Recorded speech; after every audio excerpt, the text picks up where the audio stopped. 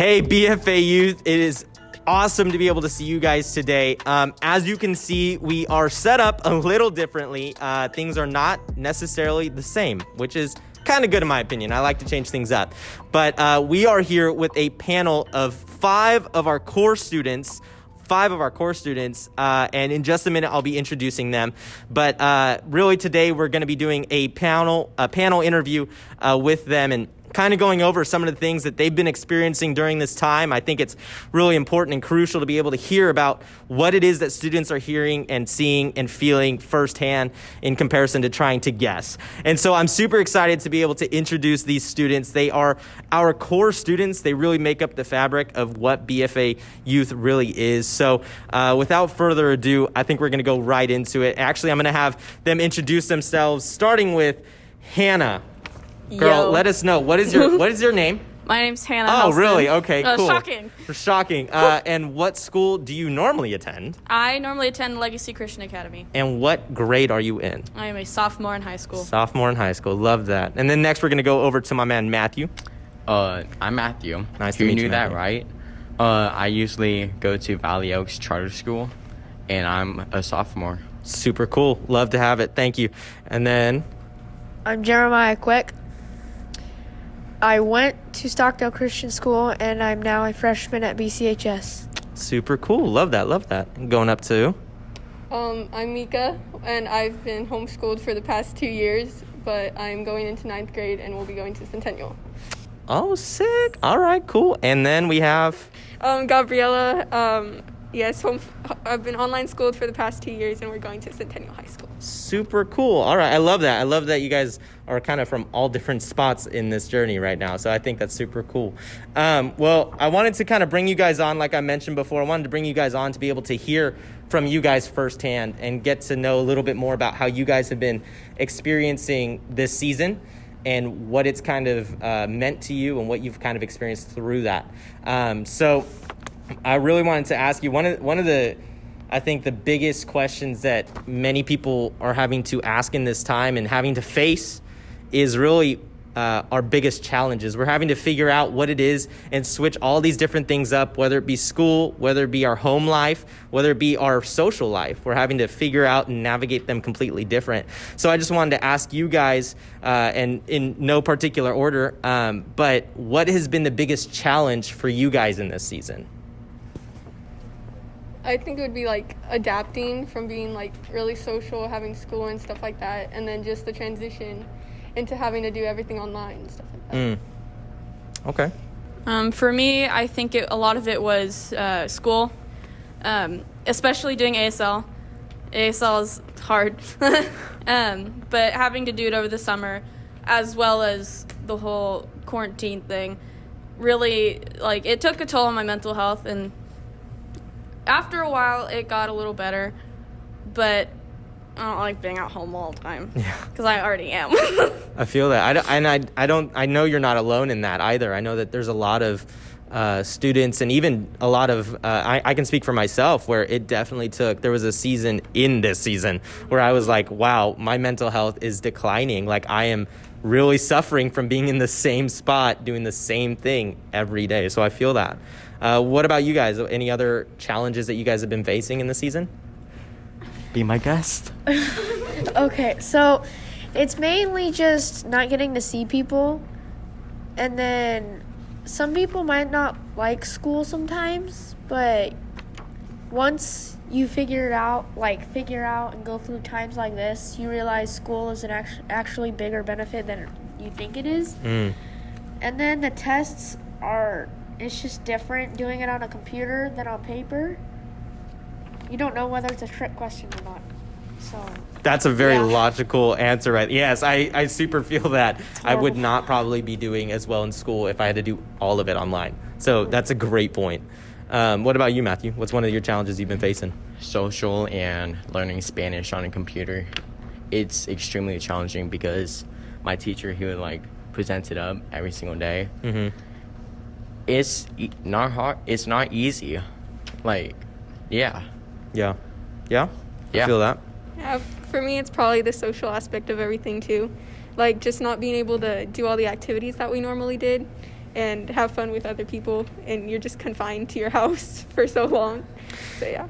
Yeah, and so I think every single one of you actually mentioned that social aspect of this has been what's really been hindering you. And I feel like, I don't know about you, but I feel like if at least I could have that social interaction, like that in-person thing, it feels like everything else might be a little easier, right? Like online school might be a little easier if at least once a week I can see my friends that I would normally be hanging out with. But I super feel that. I think a lot of us have known that this whole social distancing and self-quarantining and staying inside and making sure that we're doing our due diligence, like there's no question that that's healthy, right? That we're trying to make sure that we keep other people healthy. But on top of that, the social distancing with that and the mental toll that takes is extremely difficult. I know that many of us have been feeling that. So I'm glad that you guys voiced that, because I think a lot of people have probably been thinking it, but I don't think so many people have actually heard students say that that's what they're struggling with.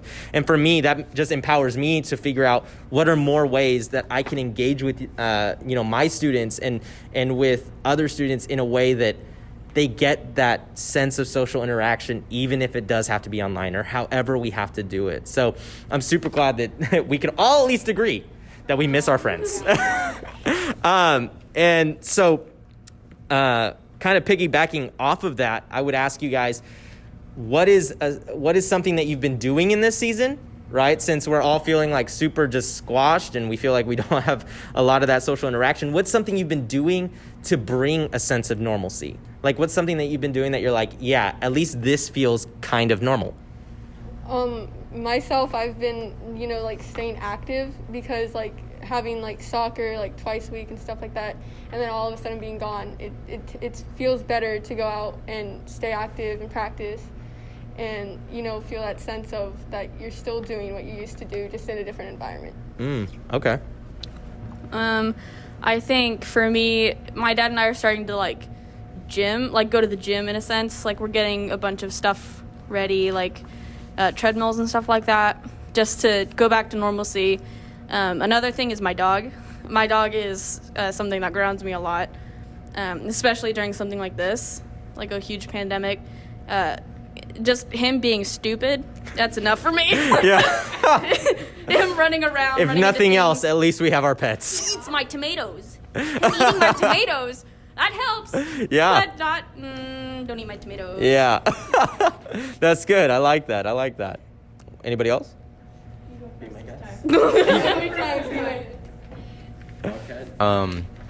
I've just been playing video games more often since I'm on summer break, and just having like my friend Jason, shout out to you. We'll put his gamer tag in there somewhere. Yeah. Okay. It's just really fun because we stay up until 1 just talking about life and just beating each other in competitions. Yeah.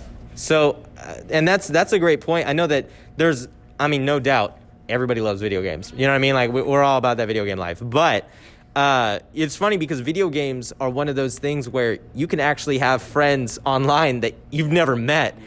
And so it's interesting that you say that video games is kind of your sense of normalcy, because in a sense, it's still like a distance friend that you don't get to see, but because that was normal before, it feels all right. Yeah, you know what I mean? It doesn't affect you at all. Yeah, it doesn't really affect you. So that's super interesting that video games is kind of ironically, even though being social distanced, still the normal thing during social distancing.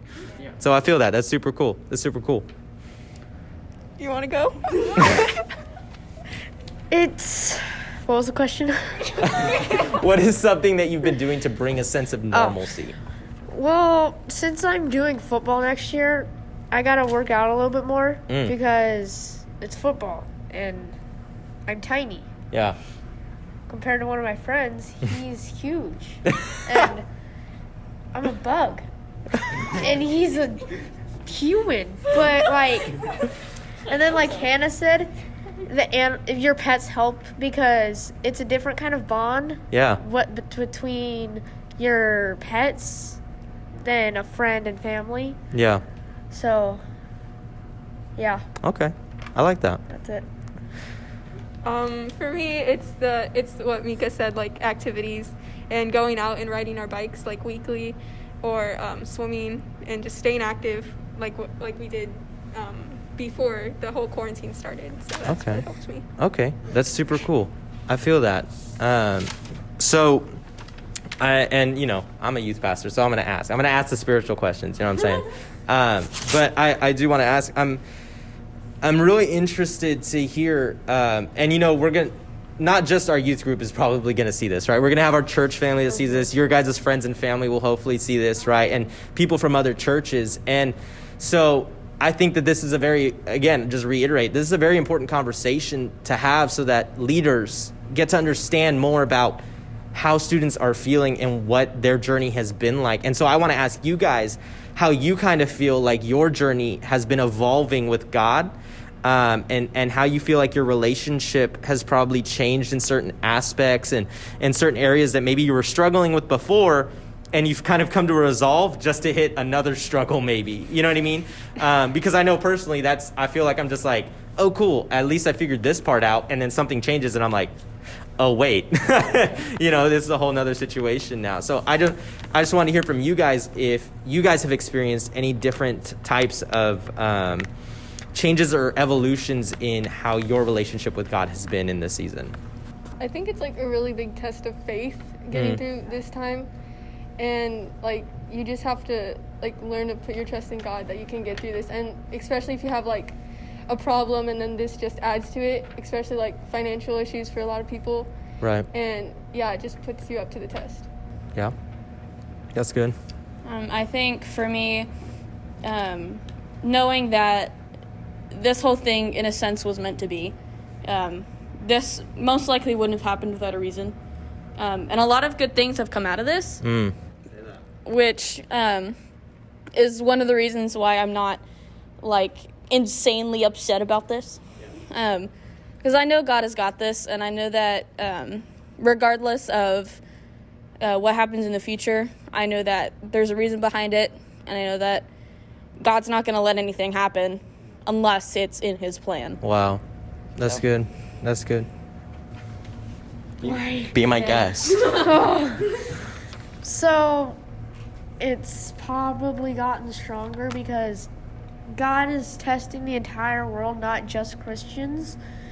And even though it might seem like that God is trying to wipe out everybody, he's not. It's just testing the entire world. Yeah, I like that.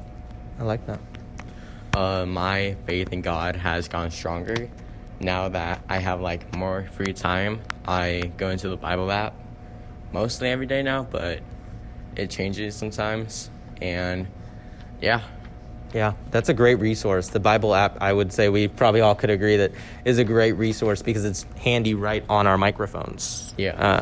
Microphones. So I feel that. I do the same thing. When I wake up, I try to make it a priority because I'm always like, first thing, social media, right? And so I've tried to make it more of a goal to go straight to my Bible app and have that be the way I start my day, rather than taking in all of Twitter's mishaps.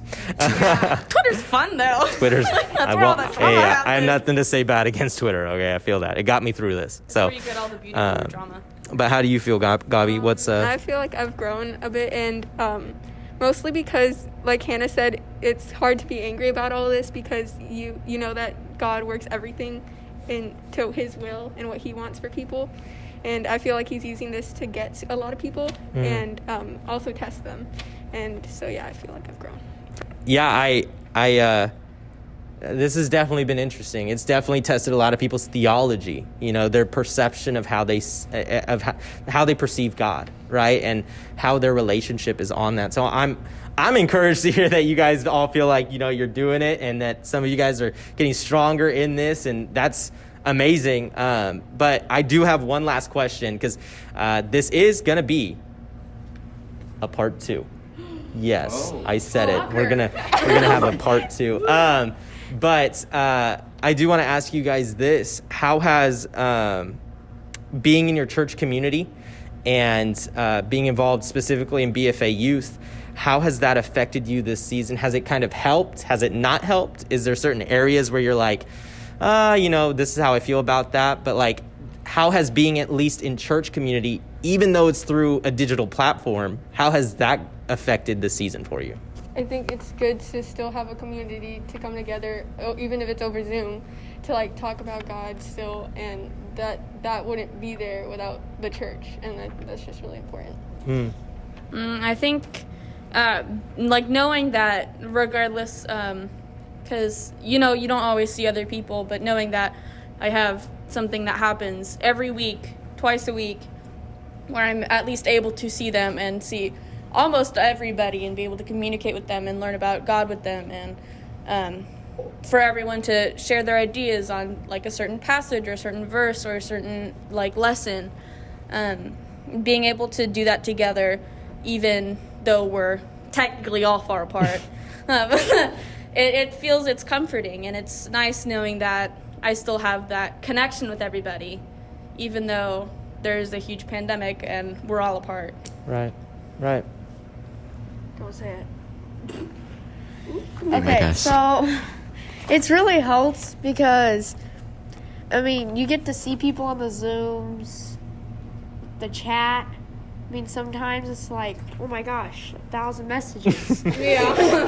I have to be on my phone one more time. Like, you don't know what's going on. But then when you get to the Zooms, it's just good to see somebody. Yeah, that's good. Zoom, such a great platform. When I'm on it, it gives me at least a sense of social interaction. Yeah. Learning about God with my friends. Yeah. Yeah. It has helped being in a community like this church, because like as it always says, that the church isn't just a building, and that you can be on a Zoom platform and still learn about God and connect with people and still have a sense of, like Matthew said, socializing, and you get to still talk to people and communicate. And I think it's very helpful. Yeah.